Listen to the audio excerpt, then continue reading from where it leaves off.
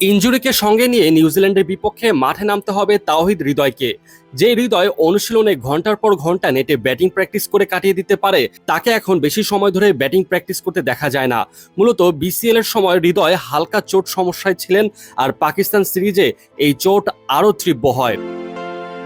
এদিকে বিসিবির মেডিকেল ইউনিটের একজন সদস্য বৃহস্পতিবার ক্রিকবাজ নামে এক অনলাইন গণমাধ্যমে বিষয়টি নিশ্চিত করে বলেন, হৃদয় টেনিস এলবো ইনজুরিতে ভুগছে।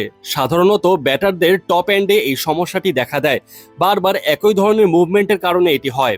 গত বিসিএল এর সময় থেকে এই টেনিস এলবো সমস্যাটি হালকাভাবে ছিল, তবে আমরা সেটা ম্যানেজ করে তাকে খেলিয়েছি। এরপর গত পাকিস্তান সিরিজে সম্ভবত একটি ইয়র্কার বল ব্যাটের নিচের দিকে আঘাত করার পর তার কোনোই ব্যথায় কাঁপতে শুরু করে এবং পরবর্তীতে তা বাড়তে থাকে।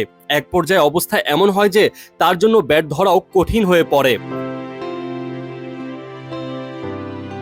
নিউজিল্যান্ডের বিপক্ষে আসন্ন ঘরের মাঠে সাদা বলের সিরিজের প্রস্তুতি নিচ্ছেন তাওহিদ হৃদয়। তবে এর মধ্যে তাকে লড়াই করতে হচ্ছে টেনিস এলবো ইনজুরির সঙ্গে। আগামী 17 এপ্রিল থেকে শুরু হতে যাওয়া এই সিরিজের আগে নিজের ইনজুরি সামলাতে ব্যস্ত এই টাইগার ব্যাটার। বিসিবির মেডিকেল বিভাগ অবশ্য আত্মবিশ্বাসী যে নিউজিল্যান্ডের বিপক্ষে 3টি ওয়ানডে ও 3টি টি-20 হোম সিরিজে তাকে পাওয়া যাবে। তবে ইনজুরি নিয়ে নিজের প্রস্তুতির নতুন রুটিনের সাথে হৃদয় ভবিষ্যতে কিভাবে মানিয়ে নেন, সেটাই এখন দেখার বিষয়। কিভাবে এর চিকিৎসা হবে, এই নিয়েও উঠছে প্রশ্ন। চিকিৎসা প্রক্রিয়া সম্পর্কে বিসিবির মেডিকেল ইউনিটের সেই সদস্য জানান, নিয়ম অনুযায়ী বারবার মুভমেন্টের কারণে যে জায়গাটিতে ব্যথা হচ্ছে সেই মুভমেন্ট বন্ধ রাখতে হয়। আমরা সেটা বন্ধ রেখে অন্য সব চালিয়ে যাচ্ছি। তাকে নিউজিল্যান্ড সিরিজের জন্য প্রস্তুত করতে সব ধরনের উন্নত চিকিৎসা দেওয়া হচ্ছে এবং আমরা আত্মবিশ্বাসী যে সে সিরিজে অংশ নিতে পারবে।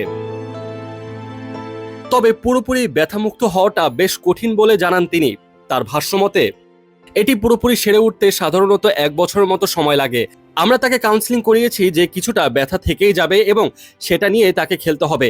আমরা যদি পুরোপুরি ব্যথামুক্ত হওয়ার জন্য অপেক্ষা করি, তবে আগামী 1 বছরের মধ্যে তার পক্ষে ক্রিকেট খেলা সম্ভব হবে না। বাংলাদেশ জাতীয় দলের ক্রিকেটাররা গেল বৃহস্পতিবার 7 দিনের ফিটনেস ক্যাম্প শেষ করেছে। আগামী 5 এপ্রিল থেকে তাদের স্কিল ক্যাম্প শুরু হওয়ার কথা, আর সেই সময় হৃদয় কেমন পারফর্ম করতে পারবেন সেটা আরও দৃশ্যমান হবে।